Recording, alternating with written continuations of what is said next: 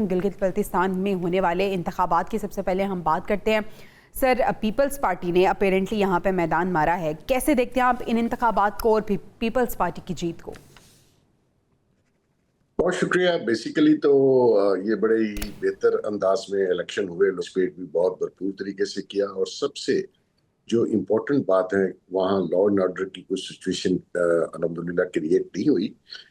देखिए, इलेक्शन में peoples party ने मेरे ख्याल में बेहतर कैंपेन भी की और बेहतर उसके रिजल्ट भी ले लिए। गवर्नमेंट भी लगता है कि आने वाले दिनों में पीपल्स पार्टी इजीली बना सकेगी, क्योंकि 13 जिसके पास नशिस्तें होंगी वो इजीली गवर्नमेंट बना लेगा।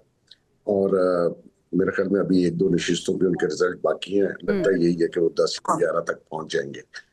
तो ओवरऑल मेरे ख्याल में आने वाले चंद दिनों में, क्योंकि उन्होंने कहा जी कंफर्मेशन ऑफ रिजल्ट जो नोटिफिकेशंस हैं वो शायद 2-4 दिन के बाद ही वो दें, क्योंकि दूर दराज इलाकों से अभी मेरे ख्याल में भरपूर तरीके से या फाइनल रिजल्ट नहीं आए।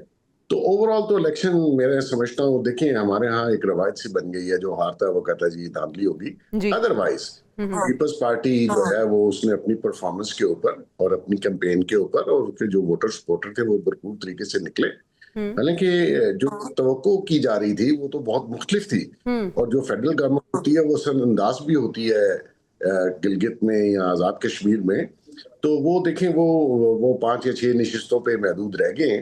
तो मैं समझता हूँ कि इलेक्शन ओवरऑल अगर आप देखें तो बहुत बेहतर हुए, लॉ एंड ऑर्डर की सिचुएशन भी बेहतर रही और लोगों ने भरपूर जिस तरह से पराचा साहब बात कर रहे थे रीच आउट के हवाले से, पीपल्स पार्टी की जो टॉप लीडरशिप थी वो ऑन ग्राउंड रही। अगर हम नून लीग की बात करें तो सर क्या वजह है? क्या बहुत ज़्यादा कॉन्फिडेंट थे या एक्सपेक्ट नहीं कर रहे थे कि ऐसा हो जाएगा? हमने देखा कि नवाज शरीफ साहब आए ज़रूर, लेकिन उन्होंने मुझे क्यों निकाला की ही बात की।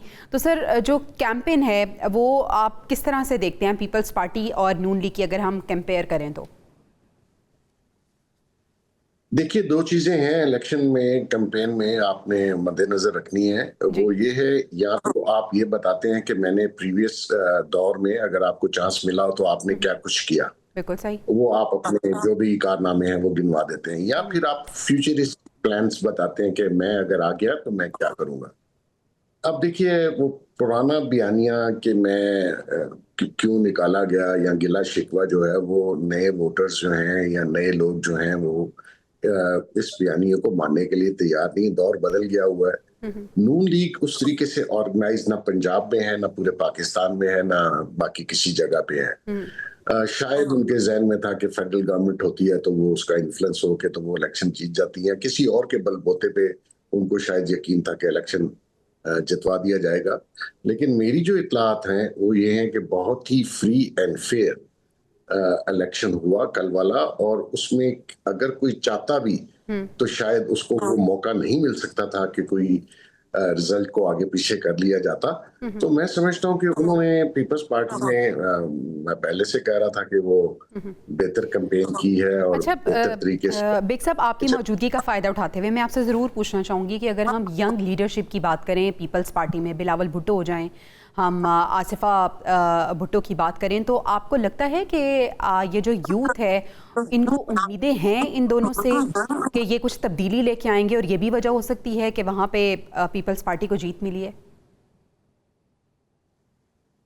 ये वाली बात तो बड़ी पुरानी हो गई, और इसमें आपको एक्सपीरियंस भी चाहिए और गवर्नमेंट चलाने का। देखिए, इलेक्शन का मेन इज टोटली डिफरेंट। और अगर आपने हुकूमत और मुल्क को आगे लेके जाना है, इकोनॉमिक्स करनी है, आपने मुल्क में पॉलिटिक्स और अपनी जमहूरी रवायात को बेहतर करना है, that is a totally separate thing. तो उसमें मैं फ्यूचर की बात तो नहीं कुछ पेशगोई कर सकता, लेकिन आपको आहिस्ता आहिस्ता एक्सपीरियंस मिलता है। इसमें कोई शक नहीं है कि अगर आप बेहतर अंदाज में आए और अपने साथ एक एक्सपीरियंस भी लाएं और अपने एडवाइजर्स के साथ आए, तो हो सकता है कि मुल्क में एक बेहतर जो आज के हालात हैं वो शायद कल बदल जाए। बिल्कुल सही।